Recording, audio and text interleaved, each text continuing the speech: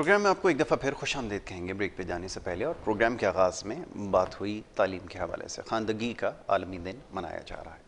इस हवाले से प्रोग्राम में गुफ्तगू करेंगे। पाकिस्तान में ये जो सिलसिला है तालीमी, बहुत सारे तनाज़ात का शिकार रहा है और इस दफ़ा हमें कुछ ज़्यादा तनाज़ात नज़र आ रहे हैं। सवाल ये पैदा होता है कि तालीम पे ही क्यों सियासत हो रही है, क्यों इतने मामलात को मुतनाज़ बनाया जा रहा है।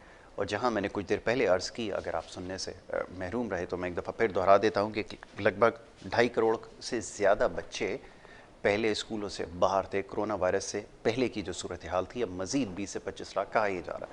हतमी फिगर इसलिए नहीं दी जा सकती कि जब हमारे पास आबादी का ही सही तनासुब हमारे पास मौजूद नहीं है, आदाद व शुमार सही मौजूद नहीं है, तो कोई भी फिगर देना जो है वो बड़ा, आप समझ बेमानी सा लगता है। बहरहाल मौजूद मेहमान यहाँ पे तशरीफ़ फरमाएँ। मेराज सिद्दीकी आपका नाम है, तज्ज़ियाकार हैं, तालीम के शोबे से वाबस्ता हैं। इसी मामले पर और इस मौजू पर आज उनसे गुफ्तगू करेंगे। मौजूद मेहमान को खुशामदीद दूँगा। बहुत शुक्रिया, बड़ी नवाजिश प्रोग्राम में वक्त देने के लिए।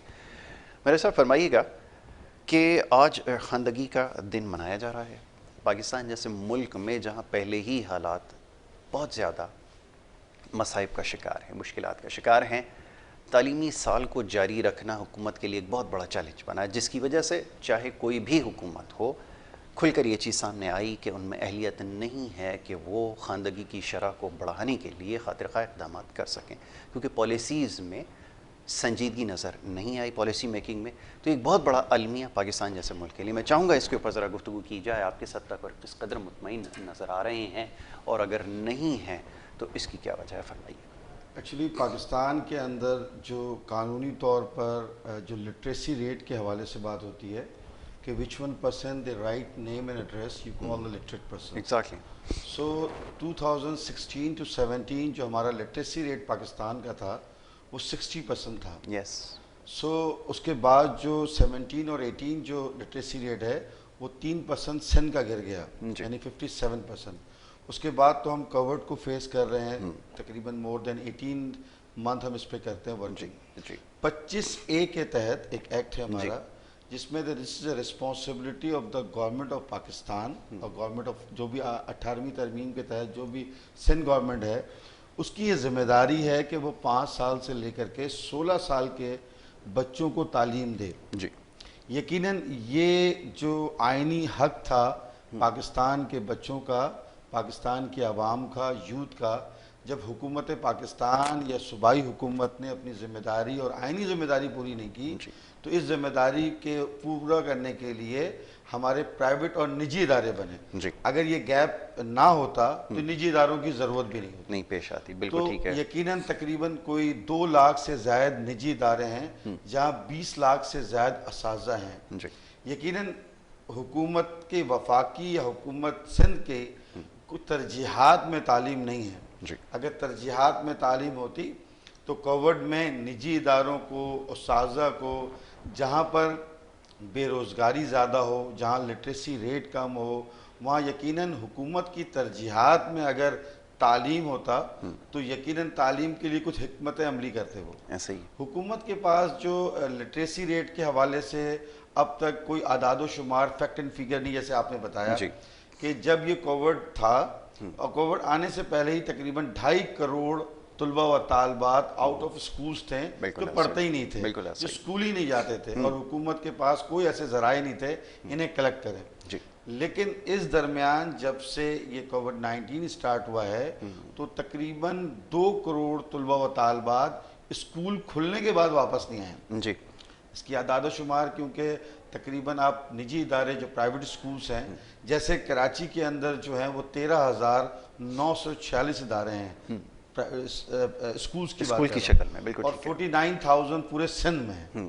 तो 49,000 में, लेकिन क्योंकि जो स्टेयरिंग कमेटी है या जो इदारे हैं या जो डिसीजन मेकर हैं उनकी तरजीहात में नहीं है, उसकी एक वजह शायद ये भी है कि उधर जो बैठने वाले या डिसीजन मेकर हैं उनके नज़र में 90% का एनालाइसिंग या रिसर्च नहीं है, क्योंकि पाकिस्तान सिंध के अंदर 400-450 इदारे ऐसे होंगे जो इलीट क्लास के होंगे। बिल्कुल ठीक है। यानी कि जहाँ पर 5,000, 10,000, 15,000 और 20 और 30,000 ब्रांडेड स्कूल्स। एग्जैक्टली। लेकिन 90% जो इदारे हैं पाकिस्तान में एग्जीक्यूट कर रहे हैं, जो एग्जिस्टिंग पोजीशन पर है, ग्राउंड पर है, उसे कम अज़ कम इन्हें समझने की ज़रूरत है, क्योंकि ये 90% प्लस ऐसे इदारे हैं जो 400 से स्टार्ट होकर के 3000 तक है। बिल्कुल ठीक जैसे है। सुप्रीम कोर्ट का कई टाइम्स में ऑर्डर भी आया कि लेस देन 5000 जो स्कूल्स हैं उन पे 20% नहीं होता। क्यों? क्योंकि वो स्टेट की मदद कर रहे हैं। बिल्कुल वो ठीक है। गैप जो 25/1 एक्ट के तहत हुकूमत पाकिस्तान की जिम्मेदारी थी, जिसने निभाई नहीं अपनी तरजीहात या किसी बुनियाद पे ना होने की वजह से। बिल्कुल ठीक है। लेकिन इस दरमियान निजी इदारों के लिए यकीनन अगर हुकूमत के पास तरजीहात पे होता, हम ऑलरेडी इस बात पे बहुत ज़्यादा फिक्रमंद होते कि 2500 बच्चा तो वैसे ही स्कूल में नहीं है। बिल्कुल ठीक है। और फिर 2 करोड़ बच्चा जो है वो आउट ऑफ स्कूल जा रहा है। अच्छा, ये स्कूल्स इलिटरेसी से होना क्या है? इससे महरूमी जन्म लेती है। सही। इससे एक बच्चा ये कहता है कि जो मेरे राइट्स थे वो मुझे नहीं मिले। बिल्कुल ठीक है। यकीनन नोबडी थिंक अबाउट कि यार कि मैं नहीं पढ़ना चाहता हूँ, बेसिकली उसको फैसिलिटीज नहीं मिली। ये फंडामेंटल उसका राइट है, फंडामेंटल उसका राइट है। बिल्कुल जैसे यानी उसे स्कूल नियर पहुंचाना, उसे तालीम के लिए जो वक्त देना, इसीलिए चाइल्ड लेबर और दीगर डिपार्टमेंट्स हैं। टेररिज्म पे बहुत बड़ा पैसा खर्च हुआ पाकिस्तान में पहले भी पीस लाने के लिए। लेकिन आप ये देखें बुनियादी तौर पे टेररिज्म है कौन? अगर आप जेलों में जाके सर्वे करें और आप माशरे के अंदर जो थीफर्स, रोबर्स और जो लोग मौजूद हैं, लेस प्रिविलेज्ड हैं, बिल्कुल एग्जैक्टली, तो they are belong to not highly qualified persons और they are not highly literate person. वो हो सकता है 1% हो, लेकिन 99.9% जो हैं वो लोग हैं जो ऐसे महरूमी की वजह से वो अपना राइट समझते हैं कि ये मैंने PhD नहीं किया, या मैं डॉक्टर नहीं बना, मैं इंजीनियर नहीं बना और ये बन चुका है, तो लिहाजा इससे छीनना मेरा हक है जी। और हुकूमत के खिलाफ खड़ा होना मेरा हक है और मुझे हुकूमत के खिलाफ प्रोटेस्ट करना हक है, फिर हुकूमती तौर पर हुक्म को ना मानना मेरा हक है। एक्चुअली ये कौन करता है?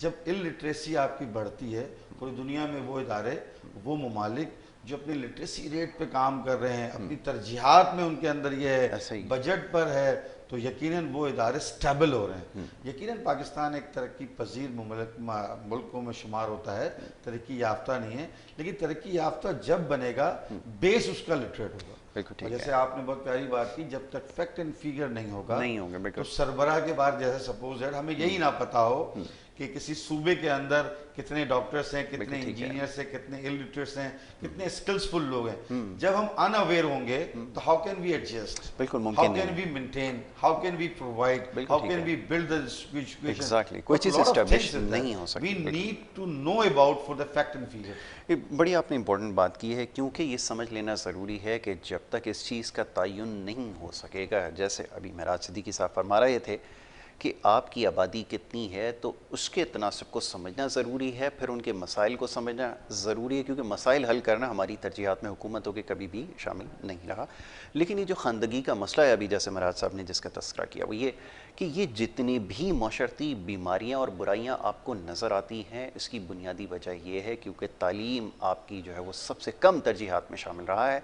इस वजह से आपको बहुत ज़्यादा नुकसानात उठाने पड़ रहे हैं और बड़ी बदकिस्मती के साथ कहना ये पड़ता है, पाकिस्तान की नहीं दीगर ममालिक की बात करता हूँ, जो तबाहाल ममालिक हैं, तबाहाल इकोनॉमीज़ हैं, वहाँ पे जो सिस्टम वहाँ पे प्रिवेल करता है, वो इस सिस्टम का अनएजुकेटेड लोगों का बेनिफिशरी होता है। वो इनको महरूम रख के अपने मकासद हासिल करता है। ये अब आप किसी भी मुल्क के ऊपर अप्लाई करके देख लीजिए, वहाँ पे तबाही और बर्बादी की जो सबसे बड़ी वजह है वो ये कि वहाँ पे बुनियादी तालीम से लोगों को महरूम किया गया। निजी इदारों की तरफ आते हैं। आइन के अंदर वैसे तो बहुत सारी प्रोविजंस हैं जो एक आम आदमी के मफादात को तहफ़्फ़ुज़ देती है और उसको प्रोटेक्ट करती है, उसमें तालीम सर फ़हरिस्त है। एक जगह ये भी लिखा गया माजी में कि जब हुकूमत अपनी ज़िम्मेदारी पूरी करने से आरी हो जाएगी तो फिर निजी इदारों का साथ उसे देना पड़ेगा ताकि बीच में कोई खला पैदा ना हो, तालीम का सिलसिला जो है वो किसी तरह मुनक़ता ना हो। लेकिन जिस तरह यहाँ पे जो कुछ हुआ निजी इदारों के साथ, और फिर ये कहा गया कि कोरोना वायरस के अंदर जनाब के बिजली के बिल माफ़ कर दिए जाएंगे, रेंट नहीं लिया जाएगा, फिर और इस तरह दीगर जो मरातें दी गई, वो सिर्फ बयानात की हद तक महदूद होकर आ गया। ये फरमाइएगा कि जब तालीमी साल का लामहला आगाज़ हुआ तो किन मसाइल का सामना करना पड़ा, ये जानना चाहूँगा, इसके ऊपर गुफ्तगू कीजिए। यासिर भाई, एक्चुअली ये सबसे ज़्यादा अहम बात ये है कि जैसे कोरोना एक वायरस है, एग्जैक्टली एग्जिस्ट करता है और ये पूरी दुनिया में है, ये कोई प्री प्लान नहीं है, इसमें कोई शक नहीं है। लेकिन जो अल्फाज के चुनाव अख्तियार किए जाते हैं जो सामने वाले के लिए, वो कौन है? दरअसल वो वज़ीर तालीम हो या वफाकी वज़ीर हो या सरकारी तौर पे कमिश्नर हो या वटेवर कोई भी, ठीक है। क्या वालदैन के लिए जो अल्फाज के चुनाव होते हैं वो बहुत अहम बात है। तो असाजा कौन है? क्या कोई साजा प्राइम मिनिस्टर नहीं बनता, वज़ीर आज़म नहीं बनता, वज़ीर तालीम नहीं बनता, लेकिन उस्ताद जो है वो वज़ीर तालीम बनाता ज़रूर। बिल्कुल ऐसे ही। वज़ीर तालीम एज ए बीन स्टूडेंट्स और शागिर्द, यकीनन वो किसी ना किसी इदारे का एक स्टूडेंट रहा होगा, किसी टीचर का शागिर्द रहा होगा। अल्फाज के जो चुनाव हैं और पिछले कोविड के दरमियान जो एक्शन रहा है वो बहुत ही ख़तरनाक रहा है। इसकी वजह से माशरे के अंदर एक तसादुम जैसी कैफियत को तैयार किया जा रहा है, यानी कि तसादुम इस तरीके से कि अगर इदारे, निजी इदारे ये नहीं करेंगे तो हम उन्हें सील कर देंगे। सील का वर्ड कहाँ इस्तेमाल होता है? बिल्कुल ऐसा ही, जहाँ गैर कानूनी काम गैर होता है। कानूनी तौर पे तालीमी इदारा, स्टेट की मदद की जा रही है, वही उस्ताद हैं, आपके वालदैन की तरह हैं, हम उन्हें सील कर देंगे, हम उन्हें 144 के तहत बंद कर देंगे, हम उन्हें जेल कस्टडी कर देंगे, पुलिस वेपन लेकर के निजी इदारों में इंटर हो जाएगी, मुकामी एसी और डीसीज जो हैं वो खड़े होकर के उनके साथ बदतमीजी करेंगे।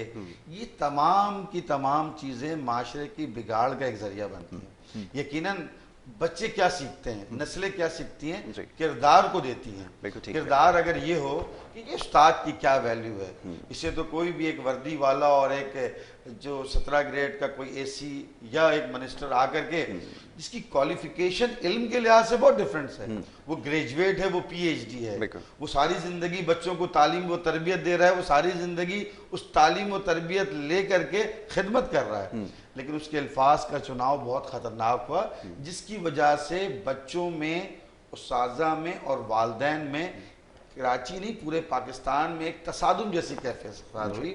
यानी कि आम तौर पे एक आदमी कहता है कि यार ये हो सकता है कि ये लूट रहे हैं, हो सकता है जी ये तो ज्यादती कर रहे हैं, ये फीस के लिए खोल रहे हैं। खुदा के लिए, क्या आप 1 महीने 18 महीने गुजर गए, क्या बच्चों पे इफेक्ट नहीं हुआ, उनकी तरबियत पे इफेक्ट नहीं हुआ, उनके आप उनकी रूटीन को चेक, मिजाज तब्दील हो गए, तौर तरीके तब्दील हो गए, बिल्कुल आदतों में तब्दीली आ गई है, बिल्कुल ऐसा ही है। तो लिहाजा हुकूमत पाकिस्तान को अपने अल्फाज के चुनाव बहुत ही एक 302 के मुजरिम के साथ और एक गलत काम करने वालों के साथ और अपने वालदैन जैसे उस्ताज़ा के साथ ये करना चाहिए। दूसरी बात ये, निजी तालीमी इदारे वालदैन की तरह होते हैं तो हुकूमत पाकिस्तान के लिए भी और आम लोगों के लिए, ठीक है, ये हरगिज़ माँ बाप की खुददारी होती है, एक ईगो होता है, एक प्रेस्टीज होती है, वो आपसे कुछ डोनेशन नहीं चाहते, वो चाहते थे इस दरमियान में आप कम अज़ कम जो 30,000 वाले इदारे थे उनके साथ जो मैट्रिक बोर्ड ने, इंटर बोर्ड ने रिकॉग्नाइजेशन पेमेंट ली, वही 400 रुपये औरंगी, कौरंगी, लांडी, बल्दिया, यकीनन ये 90% इदारे, उनके साथ भी वही पेमेंट ली। जो बिजली का बिल A3 किया है उन्होंने, यानी कमर्शियल से भी ऊपर जी, वो बिल जो आपने इलीट इदारों के लिए लिया, वही इदारे इंडस्ट्री के लिए लिया, वही इनके लिए कुछ भी नहीं किया आपने। आप कम अज कम क्या करते, इस दरमियान ये तमाम प्राइवेट इदारों को यहाँ 20 लाख उस्ताज़ा पढ़ाते हैं, यानी कि अगर ये निकल जाएं तो अनएम्प्लॉयमेंट कितनी होगी, बिल्कुल स्काई हाई ज्यादा हो जाएगी। ये कहाँ जाएंगे, ये एमएससी हैं, ये नहीं, आपने पिछले 13 सालों में इन्हें कोई सरकारी नौकरियां नहीं दी, ये आपसे आपके सरकारी स्कूलों से कई दर्जा बेहतर उस्ताज़ा हैं और उसका आउटपुट आपके सामने है। उसके बावजूद उन्होंने कुछ 17 ग्रेड 18 ग्रेड HM होने पे नहीं मांगा, ना उन्होंने बहुत लाख या 1.5 लाख रुपए सैलरी मांगी, ठीक है। लेकिन इस दरमियान में अगर कहते हैं सिर्फ फीस के लिए इदारे खुल रहे हैं, तो वो जो चौकीदार है, वो जो वैन ड्राइवर है, वो वो जो कैंटीन वाला है, वो जो स्कूल्स के साजा हैं, उन सबको ये निजी इदारे सपोर्ट कर रहे थे। सैलरियां इनको कौन दी?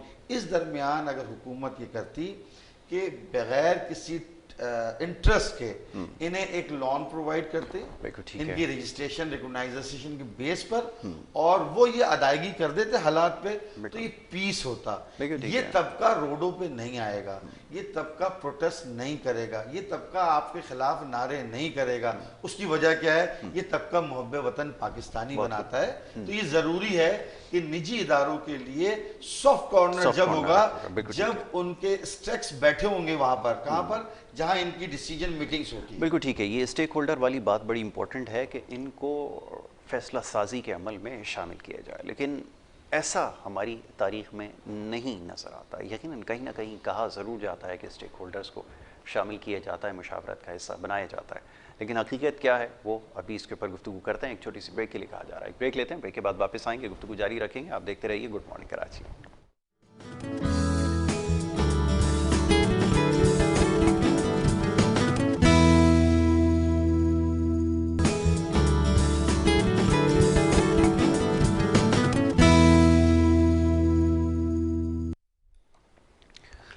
प्रोग्राम में आपको एक दफ़ा फिर खुशामदीद कहेंगे। ब्रेक पे जाने से पहले गुफ्तगू हो रही थी तालीम के हवाले से। ख़ानदगी का आलमी दिन मनाया जा रहा है और इस मुनासबत से बात कर रहे थे। पाकिस्तान में जो सूरत हाल रही है अब तक, गुज़िश्ता 70 साल से ज़्यादा का अरसा यहाँ पे हो चुका है, माफ़ कीजिए, और जो तालीम के साथ हुआ है वो सबके सामने है। निजी इदारों के हवाले से बात हो रही थी, बहुत ज़्यादा तनकीद का निशाना बनाया जाता है। कुछ देर पहले मोअज़्ज़ज़ मेहमान मेराज सिद्दीकी साहब यहाँ तशरीफ़ फरमा थे, उनसे हमारी ये गुफ्तगू हो रही थी, इसकी ज़िम्मेदारी किसके ऊपर आयद होती है? ये ज़रा फरमाइएगा। अभी जैसे कुछ देर पहले आपने तस्करा किया कि मुशावरत के अमल में किसी भी तौर पर स्टेक होल्डर्स को शामिल नहीं किया जाता।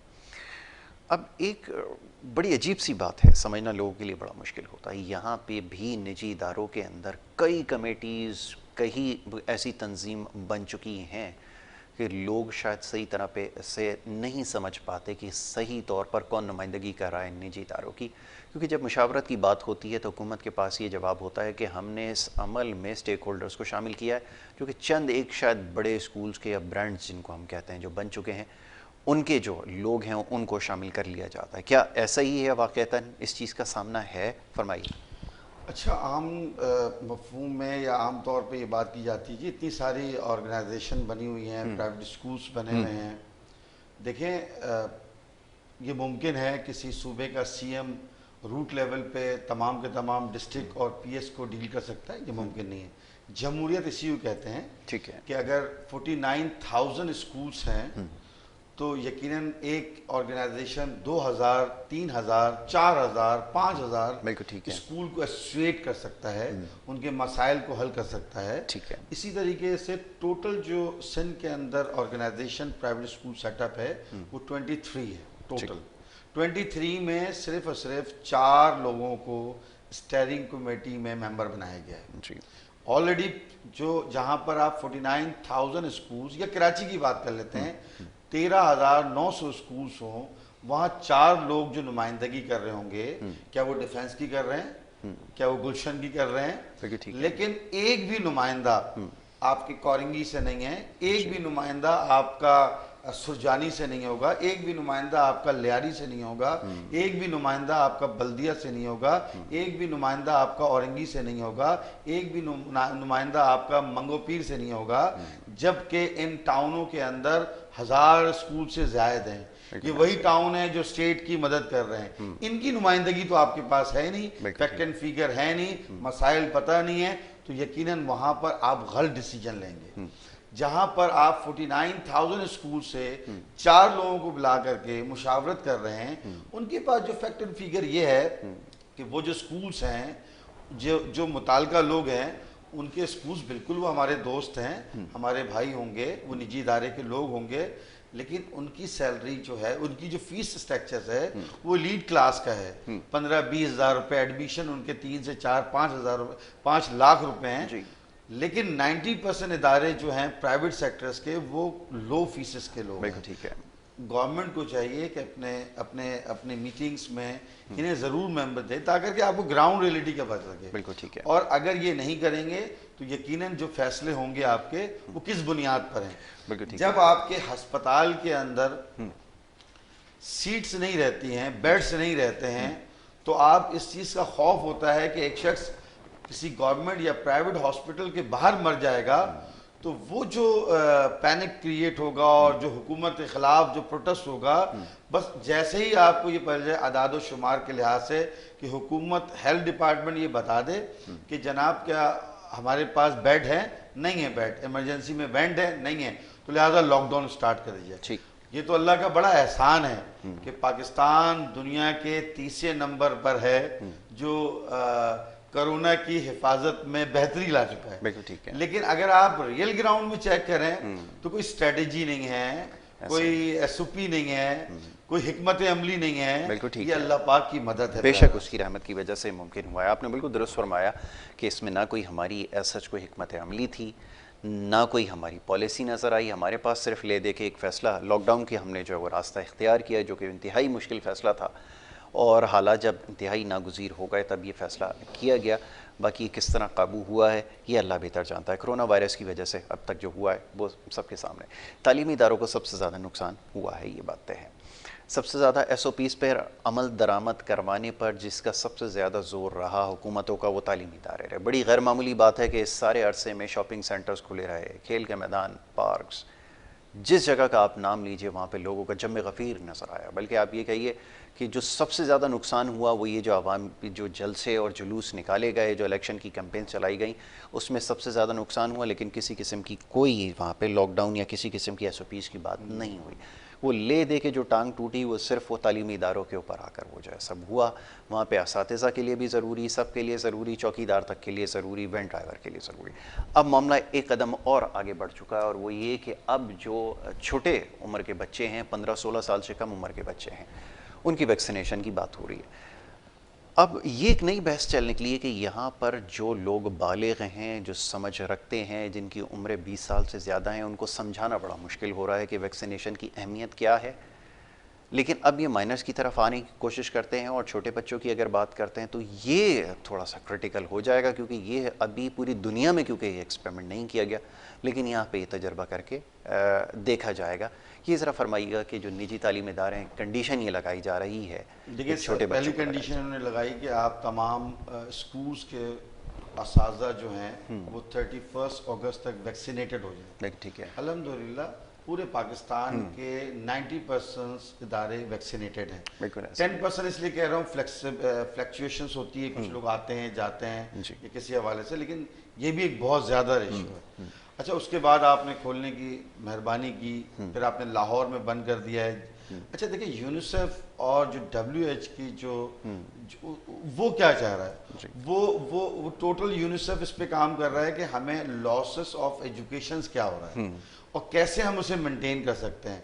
लेकिन इस हवाले से हुकूमत के पास कोई भी तरजीहात नहीं होने की वजह से अभी वो कहते हैं कि 9, 10 फर्स्ट ईयर सेकेंड ईयर जी, यानी डायरेक्टर ऑफ एजुकेशन का एक नोटिफिकेशन जारी हुआ पहले कुछ दिन पहले कि जी 9, 10 फर्स्ट ईयर सेकेंड ईयर तलबा व तालबात को लगाना ज़रूरी है, नहीं लगाएंगे तो ये एक्शन होगा, ये एक्शन होगा, ये एक्शन होगा। मैंने कहा अल्फाज के चुनाव का बहुत ज़्यादा इंतखाब करना इनको ज़रूरी है, किरदार का बनाना ज़रूरी है। देखें, आप पोलियो भी लगाते हैं जी, तो आप किसके साथ एसोसिएट होते हैं? स्कूल के साथ होते हैं। सही है। आप दीगर कई मुहिम के ज़रिए आप वहाँ किसी भी स्कूल्स में वहाँ पर वालिदैन भी आते हैं, वहाँ पर बच्चे भी आते हैं, और वो माशरे का एक मौजूद शख्स होता है जो उस्ताद होता है। उसके ज़रिए आप कई काउंसलिंग करवा सकते हैं, आगाही मुहिम करवा सकते हैं। आप 100 डॉक्टरों का इंटरव्यू लीजिए, उसे खुद नहीं पता कि वैक्सीनेशंस के या कोरोना वायरस के डोजेस हैं क्या। बिल्कुल ठीक है। कोई कहता है कुव्वत मुदाफ़ियत बढ़ाने की चीज़ है, कोई कहता है जी इसकी वजह से क्लाउड्स बनते हैं। इसका मतलब आगाही मुहिम चलाना बहुत ज़रूरी है, राइट ट्रैक पे करना ज़रूरी है।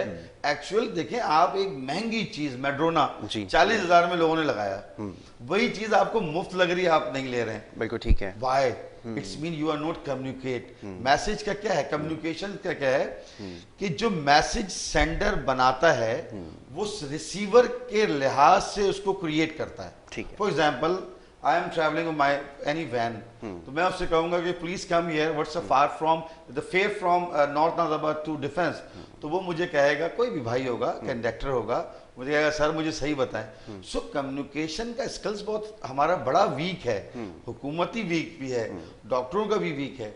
हमें मालूम होना चाहिए वैक्सीन लगाने के, इसमें कोई शक नहीं है, मैंने कई मरतबा ये बात की है कि मुफ्ती आजम पाकिस्तान हो, डॉक्टर्स हो, एंकर्स हो, आप हो, जैसे ही बच्चा पैदा होता है वो किसी सरकारी अस्पताल में हो या आगा खान में हो, वो मुफ्ती साहब भी जो है ना उसका पैदाइशी टीका लगाने के लिए हर घड़ी तैयार होते हैं, डॉक्टर साहब भी तैयार होते हैं, इंजीनियर भी they aware about it, this is a benefit for my children, उन्हें मालूम है।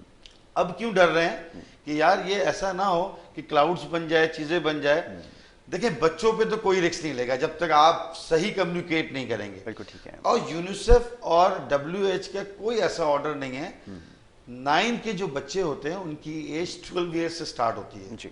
यूनिसेफ आपने 17 साल अभी कल की नोटिफिकेशन पर है, तो आपके नोटिस ऐसा है कि सुबह कोई दूसरा नोटिस है, शाम को कोई तीसरा नोटिस है, फिर कल कोई दूसरा नोटिस है, और नोटिस के अंदाज आप चेक करें, ऑर्डर्स है जी जी।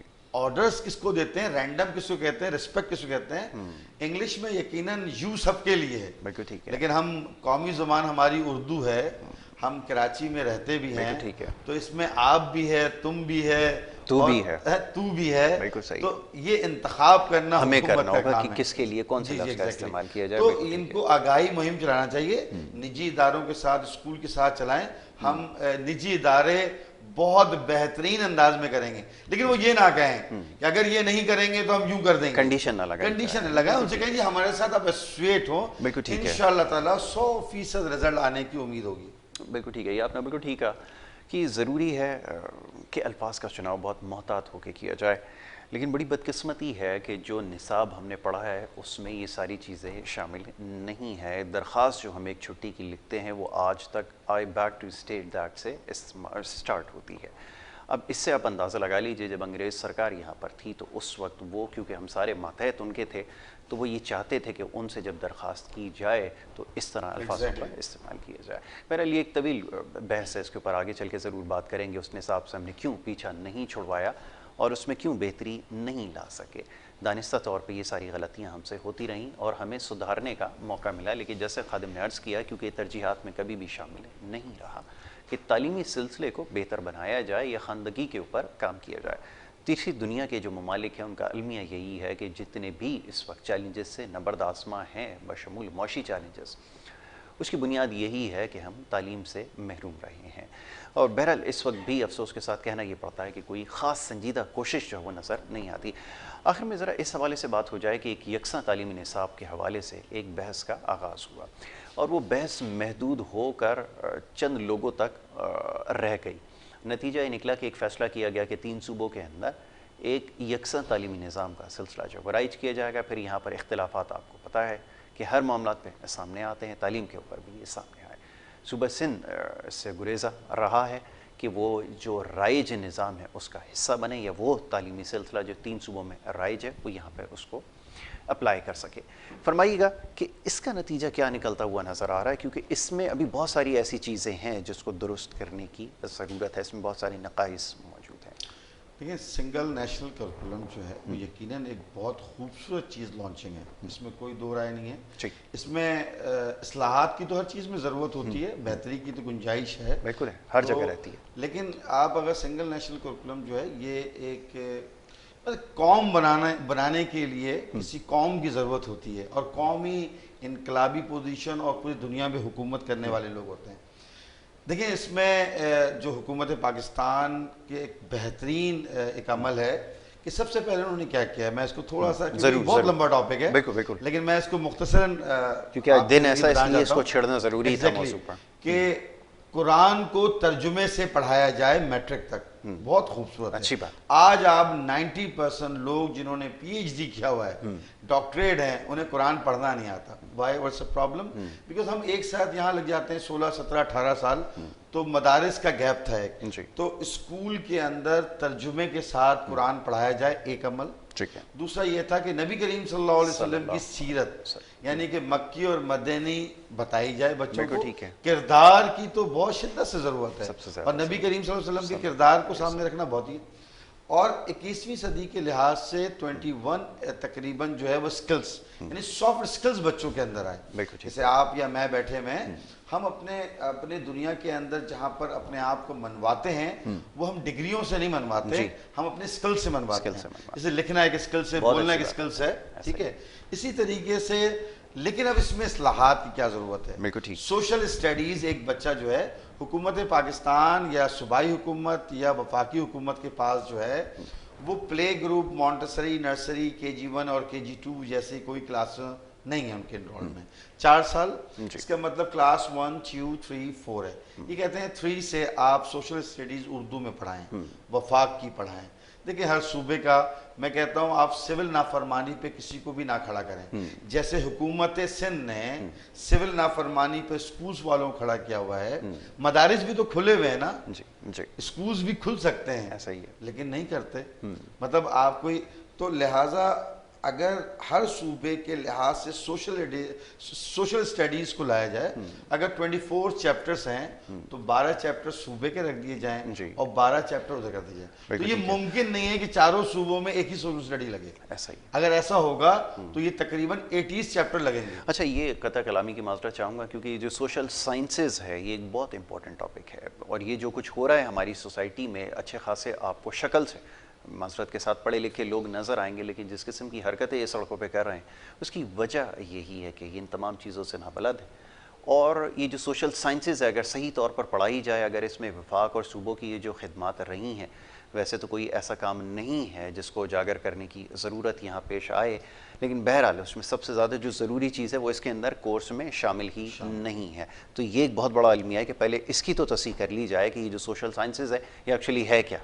एक्चुअली देखिए, तमाम चीज़ें हम दो तरीके से पढ़ाते हैं पूरे दुनिया में। एक्चुअली हम जो अभी कोशिश कर लग रहे हैं, चलिए ये भी बहुत बड़ी बात है, हम निसाबी निज़ाम की तरफ जा रहे हैं कि निसाब को बनाया जाए, उसी में इतने ज़्यादा तसादुम है, जबकि हमें तालीमी निज़ाम को बनाना चाहिए। अच्छी बात। निसाबी निज़ाम और तालीमी निज़ाम में क्या फ़र्क है? तालीमी निज़ाम में तालीम व तरबियत यानी करैक्टर बनता है, माशरा बनता है, सॉफ्ट स्किल डेवलप्स होते हैं, रिसर्च पे जाते हैं, सैंपल डेटा पे जाते हैं। हर सूबे की अपनी अपनी सकाफत है, अपनी अपनी नेचर से, अपने अपने तौर तरीके हैं, बैठने उठने का तरीका है, बिहेव है। अगर हम बलूचिस्तान चले जाएं तो उनकी बहुत अच्छी ज़ुबान है, लेकिन शायद उर्दू बोलने वालों को बुरा लगे, या सिंध में चले जाएं तो हो सकता है हमारी बात सिंध वालों को। तो हर शहर, हर सूबे की अपनी एक सकाफत है, अपना एक माशरती उनका निज़ाम है। कौमी निज़ाम भी है हमारा, उर्दू है, लेकिन हमारी कोशिश ये होनी चाहिए कि हम यहाँ तालीमी निज़ाम को राइज करें। मैं आपके इसी के साथ एक अर्ज़ करना चाहूँगा, पाकिस्तान अगर 100% लिटरेसी रेट पर आज के दिन वादा करे तो हम उनके साथ हैं, 100% मुमकिन है। लेकिन 2.5 करोड़ बच्चे वो जो स्कूल से पहले बाहर थे, 2 करोड़ बच्चे ये जो स्कूल से बाहर हुए हैं, ये 4.5 करोड़ बच्चे बाहर हो गए हैं। इनमें से अगर 1% बच्चा भी कल ये तय कर ले कि मुझे हकूक नहीं मिले, मेरे साथ ज्यादती हुई है, मेरे साथ हुकूमत ने ज्यादती की है, तो यही बच्चा अगर टेररिस्ट बन जाए, 4 लाख बच्चे आपके टेररिस्ट होंगे। तो 4 लाख बच्चों को क्या आप अपनी तरजीहात ना देने पर टेररिस्ट बनाने के लिए खड़े हो रहे हैं? तो इस बात को आपको लॉन्ग विजनरी बनना पड़ेगा आगे आपको सब। और फिर वो तबका जिसने पिछले घरेलू प्रॉब्लम की वजह से, माशरती प्रॉब्लम की वजह से तालीम हासिल नहीं की उसने, आज वो मैकेनिक की दुकान पर है, किसी दुकानों पर है, या कहीं पर टेररिस्ट है। तो क्या हमें वो ये कहें, निजी इदारों को ये अनाउंस करें कि भाई आपके स्कूल सुबह 8 बजे से लेकर 2 बजे तक होते हैं, लिहाजा इर्द गिर्द में जितने भी लोग हैं तालीमी बालगाएं स्टार्ट करें, 3 बजे से लेकर 5 बजे तक उनकी 2 घंटे की क्लास रखें। तो हर शख्स पाकिस्तान गवर्नमेंट के साथ, स्टेट के साथ, सूबाई के साथ वो खड़ा होगा। बिल्कुल ठीक है। लेकिन ये है कि आप भी हमारे साथ काम करने की कोशिश करें। मतलब मकसद क्या है बिल्कुल ठीक आपका? है। ऑर्डर्स देना या वही 100 साल पहले वाले अच्छी डिक्टेट करवाना, अंग्रेजों का जहन रखना? इसी वजह से अंग्रेज जब यहाँ से लोग, यहाँ इनका डीसी या कमिश्नर दोबारा जाता था जी। तो उसे कभी कोई पोस्टिंग नहीं देते थे। ऐसे ही पूछा गया क्यों? क्योंकि उन्होंने कहा कि तुम एक गुलामों को लीड करते हुए आ रहे हो और अपने मुल्क आओगे तो यकीनन ये गुलाम नहीं है। सोच में बहुत बड़ा सोच फर्क में होगा। बहुत बिल्कुल बड़ा आपने फर्क ठीक होगा। कहा कि एक बहुत बड़ा नुक्ता है जिसको समझने की ज़रूरत है, लेकिन हम शायद इससे आ रही हैं। आखिर में मैं चाहूँगा कि एक पैगाम आज के दिन के हवाले से देखने वालों को, खानदगी के हवाले से अगर देना चाहें तो ज़रूर दीजिए। देखें, अल्लाह रब्बुल इज़्ज़त ने बाप की रजा में अपनी रजा रख ली है। नबी करीम सल्लल्लाहु अलैहि वसल्लम ने फरमाया कि अगर तुम्हारा बाप राजी है तो समझ जाओ तुम्हारे अल्लाह राजी हैं। तो अर्ज़ ये है कि अगर हमने अपनी नस्लों के अंदर अदब नहीं डाला, यानी कि अगर हम किसी स्कूल जाते हैं, किसी ट्यूशन ट्यूटर या उस्ताज़ा के पास, तो उसकी शिकायत अपने बच्चों के सामने ना करें, क्योंकि स्कूल में तो बच्चे 10 साल रहते हैं लेकिन सारी ज़िंदगी आपके पास रहते हैं। तो यकीनन हमें ये चाहिए कि हम अपने तुलबा, अपने बच्चों को माँ बाप का पाबंद कर दें, क्योंकि फिर अल्लाह के नबी सल्लल्लाहु अलैहि वसल्लम ने इस पर बहुत तफसीली मफ़हूम फरमाया कि बात यह है कि अगर साहबा ने पूछा कि अल्लाह के नबी कि अल्लाह के नबी ने फरमाया कि तुम सब सुबह घर से निकलो तो अपनी माँ को एक मोहब्बत की निगाह से देखो, एक मकबूल हज और उम्रे का तुम्हें सवाब मिलेगा। तो एक साहबा ने कहा अल्लाह के नबी मैं 2 मरतबा देखूं? तो अल्लाह के नबी ने कहा 2 मरतबा मिलेगा। एक साहबा ने कहा 3 मरतबा देख लूं? उन्होंने कहा 3 मरतबा मिलेगा। तो ये एक आसान जराए हैं। हमारे घर में ही वली हैं, हमारे घर पे भी हमारे पास पैमाना अल्लाह ने दिया है। तो अपने माँ बाप से ज़रूर सॉरी भी करें और उनसे उफ भी ना करें। अल्लाह के नबी सल्लल्लाहु अलैहि वसल्लम जब इस दुनिया से उनकी वालदा चली गई तो अल्लाह के नबी ने एक मौके फरमाया कि और मैं इशा की नमाज पढ़ रहा होता और मेरी माँ खिड़की खोलती और वो कहती है मोहम्मद, तो मैं नमाज तोड़ देता और कहता जी माँ। तो माँ की अजमत, बाप की इज्जत बहुत बड़ी है। अल्लाह इस दुनिया और आखिरत की सारी कामयाबियां बेशक बेशक। बहुत शुक्रिया जनाब मिराज सिद्दीकी साहब, आपका बड़ी नवाजिश के आप प्रोग्राम में तशरीफ़ लाए और आज बात हुई हमारी कुछ खानदगी के हवाले से, आज के दिन के हवाले से, और इंशाल्लाह मौजू आगे भी हम जारी रखेंगे। यहाँ पर एक ब्रेक लेनी होगी, ब्रेक के बाद दूसरे सेगमेंट की तरफ हमें बढ़ना होगा। आप देखते रहिए प्रोग्राम गुड मॉर्निंग कराची।